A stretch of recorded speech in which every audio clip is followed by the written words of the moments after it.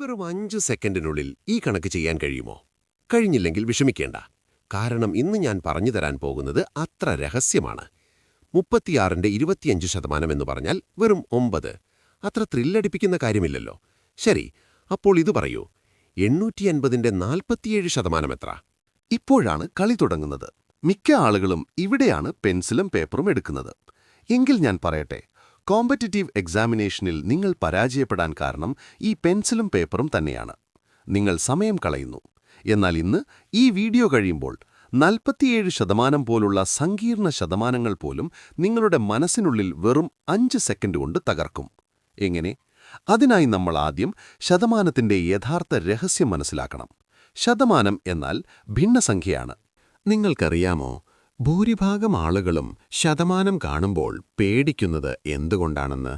കാരണം അവർ ശതമാനത്തെ ശതമാനമായി തന്നെ കാണുന്നു. 47%. ഇതൊരു മായാജാലമാണെന്ന് അവർ കരുതുന്നു. എന്നാൽ ഞാൻ പറയട്ടെ, 47% എന്നത് ഒരു മാജിക് അല്ല. അത് വെറുമൊരു ഭിന്നസംഖ്യയാണ്. അതായത് 47/100. ശതമാനമെന്നാൽ 100-ൽ എന്നാണർത്ഥം. Per cent. ഇത്ര ലളിതമായ കാര്യമാണ് നമ്മൾ മറന്നുപോകുന്നത്. നിങ്ങൾ ശതമാനം കണ്ടാലുടനെ 100 കൊണ്ട് ഹരിക്കാൻ ശ്രമിക്കുന്നു. അതാണ് തെറ്റ്. അങ്ങനെ ചെയ്യുമ്പോൾ നിങ്ങൾക്ക് 0.47 കിട്ടും. അത് ശരിയാണ്, പക്ഷേ അത് വളരെ സ്ലോയാണ്. നിങ്ങൾ വേഗത കൂട്ടണമെങ്കിൽ ശതമാനത്തെ അതിന്റെ ഏറ്റവും ലളിതമായ ഭിന്നസംഖ്യയാക്കി മാറ്റാൻ പഠിക്കണം. ശതമാനം കണ്ടാലുടനെ 100 കൊണ്ട് ഹരിക്കുന്ന രീതി ഉപേക്ഷിക്കുക. പകരം ശതമാനമെന്നത് ഒരു ടൂളാണ്, ഒരു കൺവേർഷൻ ടൂൾ. നമ്മളിനി ഭിന്നസംഖ്യകളുടെ ലോകത്തേക്ക് കടക്കും. ഇവിടെയാണ് യഥാർത്ഥ സ്പീഡുള്ളത്. നമുക്കാദ്യം ഏറ്റവും എളുപ്പമുള്ളതും പ്രധാനപ്പെട്ടതുമായ ചില ഭിന്നസംഖ്യകളെ ശതമാനമായി മാറ്റുന്നത് നോക്കാം. ഇവ ഹൃദിസ്ഥമാക്കിയാൽ നിങ്ങൾ കണക്കിന്റെ അർജുനനാണ്. നമുക്കൊരു പൈസയുടെ കഥ പറയാം. 1 രൂപയ്ക്ക് 100 പൈസ. ഇവിടെ 100 പൈസ എന്നാൽ 100%, ശരിയല്ലേ? ഇനി ഇത് പകുതിയാക്കിയാൽ 50 പൈസ, അതായത് 50%. അപ്പോൾ 1/2 സമം 50%. ഇത് നിങ്ങൾക്കറിയാം. എന്നാൽ ഇനി പറയുന്നത് ശ്രദ്ധിക്കുക. ഇത് നിങ്ങളുടെ ആയുധപുരയാണ്. ഇതാണ് നിങ്ങളുടെ ഫൗണ്ടേഷൻ. 1/3 എന്നാൽ 33.33%. 1/6 എന്നാൽ 16.66%. ഇത് ഓർമ്മയില്ലെങ്കിൽ പോലും ഇനി ഇതൊരു ഗെയിമായി കാണൂ. 1/8 എന്നാൽ 12.5%. എന്തുകൊണ്ട്? കാരണം 100നെ 8 കൊണ്ട് ഹരിച്ചാൽ 12.5. ലളിതം. അപ്പോൾ ഇവിടെ തടസ്സം വരുന്നത് നമ്മൾ 37.5% പോലുള്ള സംഖ്യകൾ കാണുമ്പോഴാണ്. 37.5% എന്നാൽ എന്ത് ഭിന്നസംഖ്യ? അതാണ് യഥാർത്ഥ പ്രശ്നം. ഇപ്പോൾ 37.5% എന്നത് നോക്കൂ. ഇത് 3/8 ആണ്. എങ്ങനെ? 1/8 = 12.5%. അപ്പോൾ 3/8 = 12.5% × 3, 37.5%. ഇത്രമാത്രം. ഇനി 66.66%? അത് 2/3 ആണ്. 1/3 = 33.33%. അതിനെ 2 പെരുക്കിയാൽ 66.66%. ഈ കണക്ഷൻ മനസ്സിലായോ? ശതമാനം എന്നത് ഭിന്നസംഖ്യയുടെ ഒരു മറുരൂപം മാത്രമാണ്. നിങ്ങൾ 60% കാണുമ്പോൾ നിങ്ങളുടെ തലച്ചോറ് 60/100 എന്നല്ല 3/5 എന്ന് വിളിക്കണം. കാരണം 3/5 എന്നത് 0.6 അല്ലേ? അതുതന്നെയാണ് 60%. ഇത് നിങ്ങൾക്ക് കിട്ടാൻ എളുപ്പമാണ്. നമുക്കിപ്പോൾ ആദ്യത്തെ റെയ്ഡ് ടെക്നിക്കിലേക്ക് കടക്കാം. ഇതിനെ ഞാൻ വിളിക്കുന്നു ദ 1% ഗേറ്റ്വേ. നിങ്ങൾക്ക് 47% പോലുള്ള ഒരു സംഖ്യ കിട്ടിയാൽ ആദ്യം 1% കണ്ടുപിടിക്കാൻ പഠിക്കുക. 850ന്റെ 1% എത്രയാണ്? 850 ÷ 100 = 8.5. അത്ര തന്നെ. ഇനി 47% എന്നാൽ 47 തവണ 1%, അതായത് 8.5 × 47. ഇപ്പോൾ ഇത് 8.5 × 50 - 8.5 × 3 എന്ന് എഴുതാം. 8.5 × 50 = 425. 8.5 × 3 = 25.5. 425 - 25.5 = 399.5. അതെ, 850യുടെ 47% = 399.5. ഇത് ശരിയാണ്. എന്നാൽ ഇതും കുറച്ച് സമയമെടുക്കും. എന്തുകൊണ്ട്? കാരണം 8.5 ഗുണം 47 എന്നത് നിങ്ങൾ ഇപ്പോഴും ഗുണിക്കുകയാണ്. ഇനി നമ്മൾ അടുത്ത ലെവലിലേക്ക് പോകും. അവിടെ ഗുണനം പോലുമില്ല, വെറും കൂട്ടലും കുറയ്ക്കലും മാത്രം. നിങ്ങൾ ശതമാനത്തെ അതിന്റെ ഏറ്റവും അടുത്തുള്ള ലളിത ഭിന്നസംഖ്യയാക്കി മാറ്റുക. അതാണ് മാജിക്. എടുക്കാം, നമ്മുടെ 850ന്റെ 47%. 47% എന്നത് 47/100. ഇത് 50/100 മൈനസ് 3/100 എന്നെഴുതാം.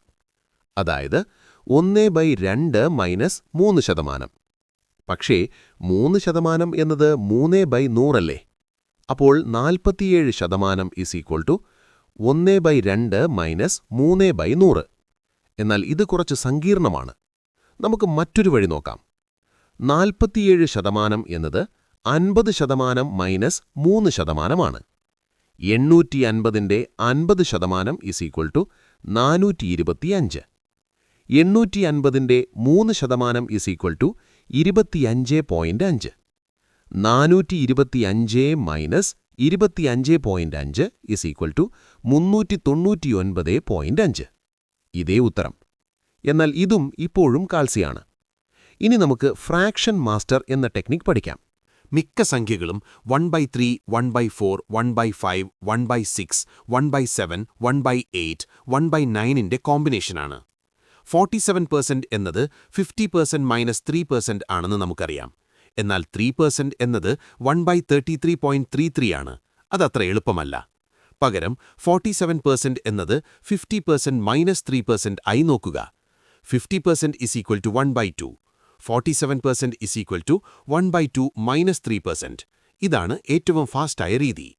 എന്നാൽ 3% കണ്ടെത്താൻ 850യുടെ 1% = 8.5.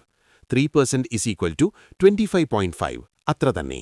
ഈ സമയം നിങ്ങൾ ചിന്തിക്കുന്നത് കണ്ടു, ഇതൊക്കെ ബേസിക്കാണല്ലോ എന്ന്. എങ്കിൽ ഞാനൊരു കട്ട് ചെയ്യാം. 850ന്റെ 19% എത്ര? 19%, അതായത് 20% മൈനസ് 1%. 850ന്റെ 20% = 170. 850ന്റെ 1% = 8.5. 170 മൈനസ് 8.5 = 161.5. ഇത്രയുള്ളൂ, വെറും 5 സെക്കൻഡ്. 19% എന്നത് 20%-നോടടുത്തതുകൊണ്ട് 20% എളുപ്പമാണ്, 1/5. എന്നിട്ട് 1% കുറച്ചു. ഇതാണ് അപ്രോക്സിമേഷൻ ടെക്നിക്. ഇതുവരെ നമ്മൾ എക്സിന്റെ y% എന്ന് കണ്ടുപിടിച്ചു. എന്നാൽ പരീക്ഷകളിൽ ചോദ്യം മറിച്ചും വരും. y എക്സിന്റെ എത്ര ശതമാനമാണ് എന്ന്. ഉദാഹരണം, 45 എന്ന സംഖ്യ 150ന്റെ എത്ര ശതമാനമാണ്? ഇവിടെ ആളുകൾ പേടിക്കും, പക്ഷെ നമ്മളിത് ഫ്രാക്ഷനാക്കും. 45/150 = 3/10 = 30%. ഇത്ര ലളിതം. 45/150നെ 15 കൊണ്ട് ചുരുക്കിയാൽ 3/10. 3/10 = 30%. ഇതാണ് റിവേഴ്സ് ഗിയർ. യഥാർത്ഥ സംഖ്യയെ മൊത്തം സംഖ്യ കൊണ്ട് ഹരിക്കുക. കിട്ടുന്ന ഭിന്നസംഖ്യയെ ശതമാനത്തിലേക്ക് മാറ്റുക. മറ്റൊരു ഉദാഹരണം. 28 80ന്റെ എത്ര ശതമാനം? 28/80 7/20 35%. കാരണം 1/20 5%, 7/20 35%. നിങ്ങളിപ്പോൾ ഫ്രാക്ഷൻ ടേബിൾ മനസ്സിൽ കരുതുന്നുണ്ടെങ്കിൽ ഈ കണക്കുകൾ നിങ്ങൾക്ക് വെറും ഒറ്റ നോട്ടത്തിൽ തെളിയും. ഇനി നമ്മൾ എക്സ്പേർട്ട് ലെവലിലേക്ക് കടക്കും. ഇത് ബാങ്കുകാരും ബിസിനസ്സുകാരും ഉപയോഗിക്കുന്ന രീതിയാണ്. ഒരു ചോദ്യം: 500ന്റെ 15% എത്ര? 15% = 10% പ്ലസ് 5%. 500ന്റെ 10% = 50. 5% = 25. ടോട്ടൽ 75. ഇതെളുപ്പം. എന്നാൽ 500ന്റെ 17.5% എത്ര? 17.5% = 10% പ്ലസ് 5% പ്ലസ് 2.5%. 10% = 50. 5% സമം 25, 2.5% സമം 12.5, ടോട്ടൽ 87.5. എങ്കിൽ 500ന്റെ 18.75%മോ? 18.75% സമം 12.5% പ്ലസ് 6.25%. 12.5% സമം 62.5. 6.25% സമം 31.25. ടോട്ടൽ 93.75. ഇത്രയും വേഗം ചെയ്യാൻ പറ്റുന്നുവല്ലേ? 640ന്റെ 25% 160, 640ന്റെ 75% 480, 640ന്റെ 12.5% 80, 640ന്റെ 37.5% 240. എങ്ങനെ? 12.5% സമം 1/8, 37.5% സമം 3/8. ഇത്ര തന്നെ. ഇനി നിങ്ങൾക്ക് മനസ്സിലായി. ശതമാനം കണ്ടാൽ ഉടനെ അതിനെ ഭിന്നസംഖ്യയാക്കി മാറ്റുക. 75% സമം 3/4, 60% സമം 3/5, 87.5% സമം 7/8. ഇതാണ് രഹസ്യം. ഈ ടേബിള് നിങ്ങളുടെ മനസ്സിൽ സ്ഥിരമായി കയറ്റിയാൽ നിങ്ങൾക്കിനി കാൽക്കുലേറ്ററേ വേണ്ട. നിങ്ങൾ തന്നെയാണ് കാൽക്കുലേറ്റർ. നമുക്കിത് പ്രാക്ടിക്കലായി ഉപയോഗിക്കാം. ഒരു ബാങ്കിംഗ് പരീക്ഷയിലെ ക്വാണ്ടിറ്റേറ്റീവ് ആപ്റ്റിറ്റ്യൂഡ് ചോദ്യമെടുക്കാം. ഒരു ക്ലാസ്സിലെ 40% വിദ്യാർത്ഥികൾ ഹിന്ദി ഇഷ്ടപ്പെടുന്നു, 60% ഇംഗ്ലീഷ് ഇഷ്ടപ്പെടുന്നു, 20% രണ്ടും ഇഷ്ടപ്പെടുന്നില്ല. ആകെ 50 കുട്ടികളുണ്ടെങ്കിൽ രണ്ടും ഇഷ്ടപ്പെടുന്നവരുടെ എണ്ണം എത്ര? സാധാരണ ആളുകൾ ഇത് വെൻ ഡയഗ്രം വെച്ച് 2 മിനിറ്റിൽ ചെയ്യും. നമ്മൾ 30 സെക്കൻഡിൽ ചെയ്യും. 40% പ്ലസ് 60% ഈക്വൽസ് 100%. 20% രണ്ടും ഇഷ്ടപ്പെടുന്നില്ലെങ്കിൽ ഇഷ്ടപ്പെടുന്നവർ 80%. 100% മൈനസ് 80% ഈക്വൽസ് 20% ഓവർലാപ്പ്. അതായത് രണ്ടും ഇഷ്ടപ്പെടുന്നവർ 20%. 50ന്റെ 20% ഈക്വൽസ് 10. ഉത്തരം 10. ഇവിടെ നമ്മൾ ശതമാനത്തെ ഭിന്നസംഖ്യയാക്കി 1/5 ആക്കി മാറ്റിയില്ലെങ്കിലും മനസ്സിൽ 50ന്റെ 20% എന്ന് വന്നപ്പോൾ നമുക്ക് 10 എന്ന് ഉടനെ കിട്ടി. കാരണം 20% ഈക്വൽസ് 1/5 ആയതുകൊണ്ട്. ഇതാണ് നമ്മൾ ലക്ഷ്യമിടുന്നത്. നിങ്ങൾ കണക്ക് ചെയ്യുന്നില്ല, നിങ്ങൾ പാറ്റേൺ തിരിച്ചറിയുകയാണ്. ഇനി നിങ്ങൾ റെഡിയാണോ? ഞാൻ 10 സെക്കൻഡിനുള്ളിൽ 5 ചോദ്യങ്ങൾ ചോദിക്കും. നിങ്ങൾ മനസ്സിലുത്തരം കണ്ടുപിടിക്കുക. Look at questions. 1. 60. 30% equals 3/10 of 200. 2. 20. 25% equals 1/4. 3. 100. 66.66% equals 2/3. 4. 15. 12.5% equals 1/8. 5. 15. 20% equals 1/5. നിങ്ങൾക്ക് എത്ര ശരിയായി? 5ൽ 5ഉം ശരിയാണോ? എങ്കിൽ നിങ്ങളിപ്പോൾ ടോപ്പ് 1%ൽ എത്തി. ശതമാനമെന്നത് ഒരു ഭയമല്ല, അതൊരു കളിയാണ്. നിങ്ങൾ ഭിന്നസംഖ്യകളുമായി ചങ്ങാത്തം കൂടിയാൽ ശതമാനം നിങ്ങളുടെ കൈയടക്കിലാകും. ഇത് വെറും പരീക്ഷയ്ക്ക് മാത്രമുള്ളതല്ല. ഡിസ്കൗണ്ട് കണക്കാക്കുമ്പോൾ, ലോൺ പലിശ കണക്കാക്കുമ്പോൾ, ബിസിനസ് പ്രോഫിറ്റ് കണക്കാക്കുമ്പോഴെല്ലാം ഈ രീതി നിങ്ങളെ വേഗതയേറിയവനാക്കും. ഈ വീഡിയോയിൽ പറഞ്ഞ എല്ലാ ഭിന്നസംഖ്യകളുടെയും ലിസ്റ്റ് ഞാൻ ഡിസ്ക്രിപ്ഷനിൽ ഇട്ടിട്ടുണ്ട്. ഡൗൺലോഡ് ചെയ്ത് വെച്ചോളൂ. ഇനി അടുത്ത തവണ 36ന്റെ 25% കാണുമ്പോൾ നിങ്ങൾ ചിരിച്ചുകൊണ്ട് 9 എന്ന് പറയും.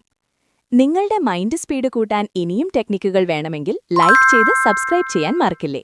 കാരണം അടുത്ത വീഡിയോയിൽ നമ്മൾ സെക്കൻഡുകൾക്കുള്ളിൽ വർഗ്ഗമൂലം സ്ക്വയർ റൂട്ട് കണ്ടുപിടിക്കുന്നതെങ്ങനെയെന്ന് പഠിക്കും. അതുവരെ ഫ്രാക്ഷൻസ് ഫ്രണ്ട്സ് ആക്കുക, സ്പീഡ് ഒപ്റ്റിമൈസ് ചെയ്യുക. അവസാനമായി ഒരു ഇമ്പോർട്ടന്റ് കാര്യം. 100ന്റെ 100% എത്രയാണെന്ന് ചോദിച്ചാൽ അത് 100 തന്നെയാണ്. ഇതുവരെ വീഡിയോ കണ്ട ശേഷം ആരെങ്കിലും അത് തെറ്റിച്ചാൽ അയാളെ ഈ വീഡിയോ വീണ്ടും കാണിച്ചു കൊടുക്കണം. ബൈ.